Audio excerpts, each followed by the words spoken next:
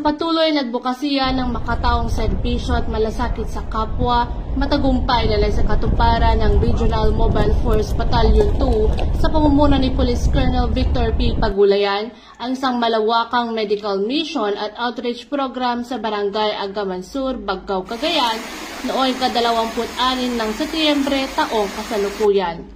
Ang aktibidad ay sinagawa katuwang ang iba't ibang ahensya kabilang ang Armed Forces of the Philippines, Local Government Unit ng Baggao, Pag-asa Foundation at mga civic organizations mula sa Northern Luzon Region 4. Mahigit 500 residente ang nabigyan ng libreng serbisyong medikal at dental kasama ng pamamahagi ng mga gamot, wheelchairs at iba pang pangunahing pangangailangan.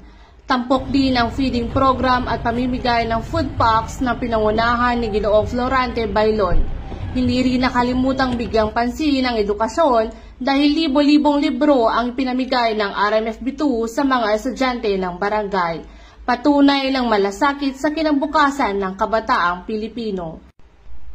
Ayon kay Police Colonel Pagulayan, ang tagumpay ng programa ay patunay ng kapangyarihan ng pagkakaisa. Sa tulong ng iba't ibang sektor, muling naipadama sa mga taga-Baggao na ang gobyerno at mga katuwang nitong organisasyon ay hindi nakakalimot sa kanilang pangangailangan.